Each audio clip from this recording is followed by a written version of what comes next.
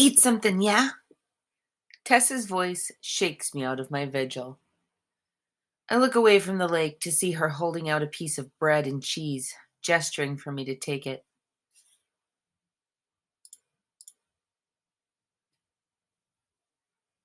I should be hungry. I've only eaten half an apple since my encounter with the strange government agent last night.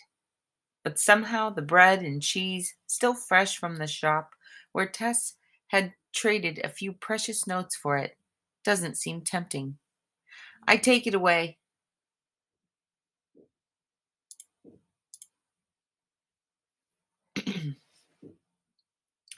Eat something, yeah? Tessa's voice shakes me out of my vigil.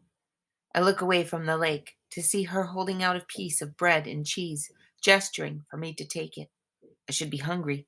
I've only eaten half an apple since my encounter with the strange government agent last night.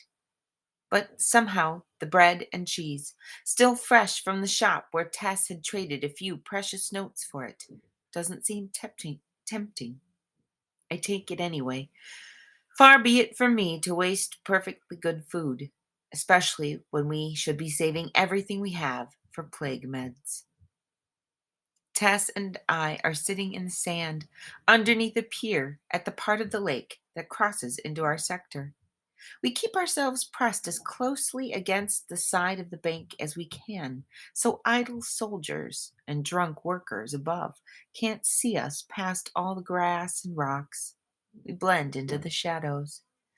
From where we sit, we can taste the salt in the air and see the lights of downtown Los Angeles reflected on the water. Ruins of older buildings dot the lake, buildings abandoned by business owners and residents when the floodwaters rose.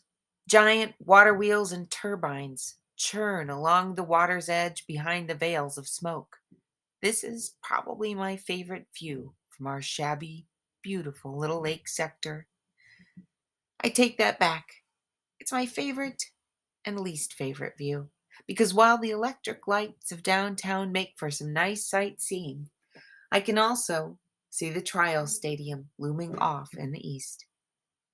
You still have time, Tess says to me.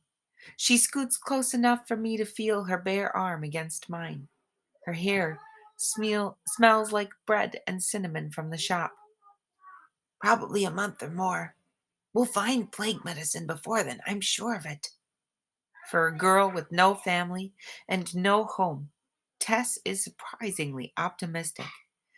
I try to smile for her sake.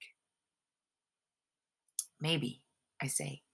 Maybe the hospital will let its guard down after a couple of weeks.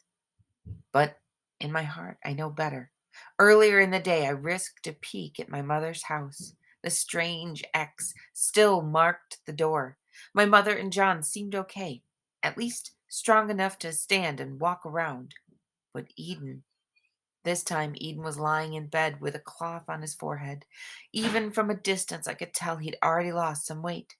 His skin looked wan, and his voice sounded weak and hoarse. When I met John later behind our house, he told me that Eden hadn't eaten since the last time I came by. I reminded John to stay out of Eden's room when he could.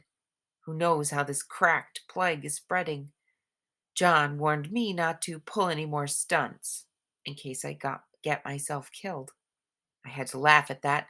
John won't ever say it to my face, but I know that I am Eden's only chance. The plague might end Eden's life before he even gets to take the trial. Maybe it's a blessing in disguise. Eden would never have to stand outside our door on his 10th birthday, waiting for a bus to take him to the trial stadium.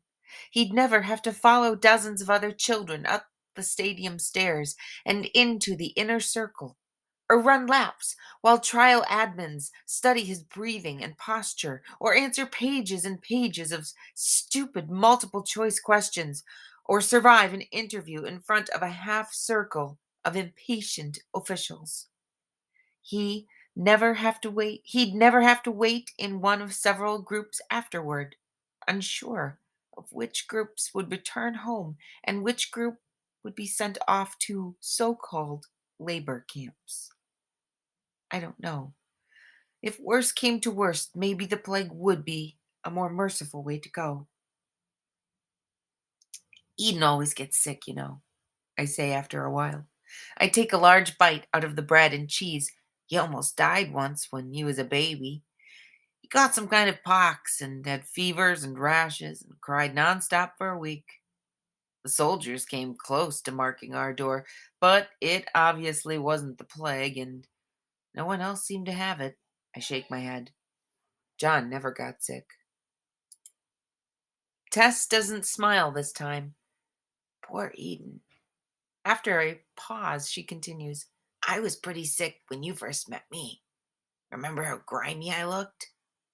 Suddenly, I feel guilty for talking about my problems so much over the last few days. At least I have a family to worry about. I put an arm around her shoulder.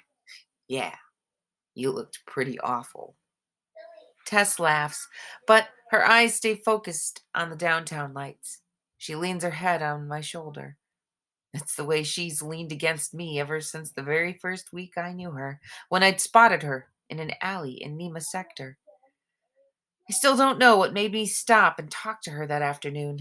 Maybe the heat had made me softer. Maybe I was just in a good mood because I'd found a restaurant that had thrown out an entire day's worth of old sandwiches. Hey, I called out to her. Two more heads popped up out of the garbage bin, but I flinched in surprise. Two of them, an older woman and a teenage boy, immediately scrambled out of the mess and ran down the alley. The third, a girl who couldn't have been more than 10 years old, stayed where she was, trembling, when she saw me. She was skinny as a rail, with a tattered shirt and trousers. Her hair was short and blunt, cut off abruptly right below her chin, and the red in the sunlight. I waited for a moment, not wanting to scare her like I had the others. Hey, I said again. Mind if I join you? She stared back at me without a word. I could barely make out her face because of all the soot on it. When she didn't reply, I shrugged and started walking toward her. I don't have a home. You don't? Where are your parents? She shook her head again. I sighed and dropped my canvas bag to the ground, then held out a hand to her. Come on, I said. You don't want two infected knees. I'll help clean them up, and then you can be on your way again. You can have some of my food, too. Pretty good deal, right? It took me a long time to get her to put her hand in mine. Okay, she whispered, so softly that I could barely hear her. That night, we camped out behind a pawn shop that had a pair of old chairs and a ripped-up couch lying in its alley. I cleaned the girl's knees with alcohol stolen from a bar, letting her bite down on a rag so she wouldn't shriek and draw attention to us. Other than when I was tending to her scrapes, she never let me get near her. Whenever my hand accidentally brushed her hair or bumped her arm, she would flinch, as if burned by steam from a kettle. Finally, I gave up trying to talk to her. I let her have the couch, while I laid out my shirt as a pillow and tried to get comfortable on the pavement. If you want to leave in the morning, just go, I told her. You don't have to wake me up or say goodbye or anything. My eyelids were growing heavy, but she stayed wide awake, staring unblinkingly at me. Even as I fell asleep, she was still there in the morning. She followed me around as I scavenged in garbage bins, picking out old clothes and edible bits of leftover food. I tried asking her to leave. I even tried shouting at her. An orphan would be a huge inconvenience. But although I made her cry a few times, when I looked over my shoulder, she'd still be there, trailing me a short distance away. 2 nights later, we sat together by a crude fire. She finally spoke to me. My name is Tess, she whispered. Then she studied my face, like she wanted to guess my reaction. I only shrugged. Good to know, I said. And that was that.